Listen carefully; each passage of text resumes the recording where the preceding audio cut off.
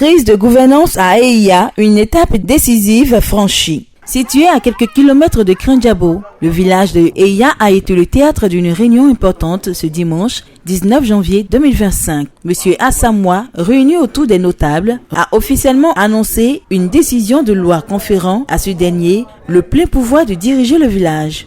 Cette décision intervient dans un contexte marqué par des tensions persistantes liées à la chefferie du village, un problème qui dure depuis plusieurs années.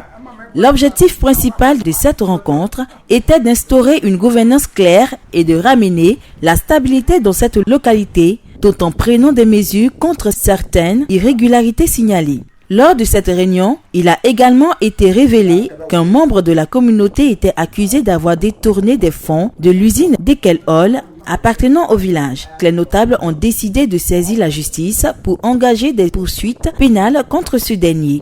Le lendemain, une délégation composée de responsables ayant convoqué la rencontre s'est rendue à Aboissau pour discuter avec le procureur du tribunal d'Aboissau et le sous-préfet.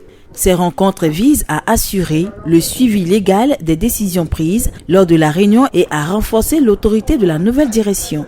Depuis plusieurs années, Eya traverse une crise de chefferie qui divise les habitants et freine le développement local. La décision de confier le leadership à M. Assamoah représente un pas vers une solution durable. Cependant, de nombreux défis restent à relever pour rétablir l'unité et la confiance au sein de la communauté. Les habitants espèrent qu'avec le soutien des autorités administratives et judiciaires, cette étape marquera le début d'une nouvelle ère pour le village.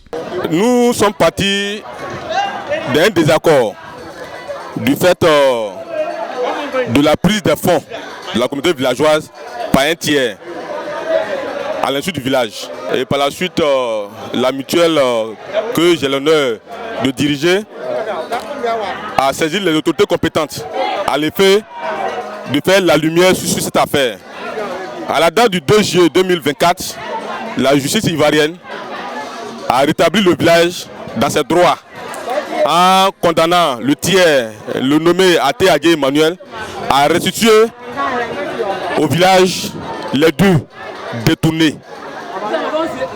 Alors, ce jour, nous sommes venus apporter l'information de la justice ivoirienne, de la décision ivoirienne, à l'ensemble de la population, à la notabilité du village, afin que les parents soient satisfaits. Alors ce soir, si nous sommes là, c'est pour s'attendre. C'est pour s'attendre et se comprendre.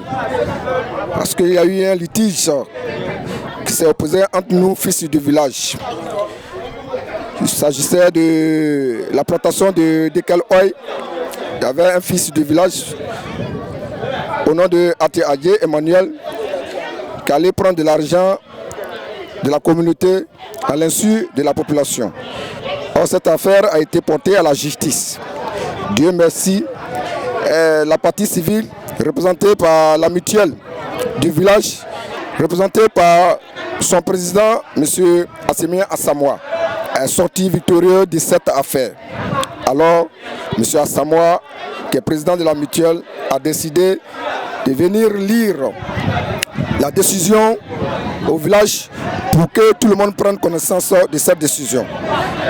Et ensemble, nous avons décidé de s'attendre pour que nous puissions aller voir Madame le sous-préfet pour qu'elle nous aide à voir les ressources du village qui se trouve à la société d'Ekel.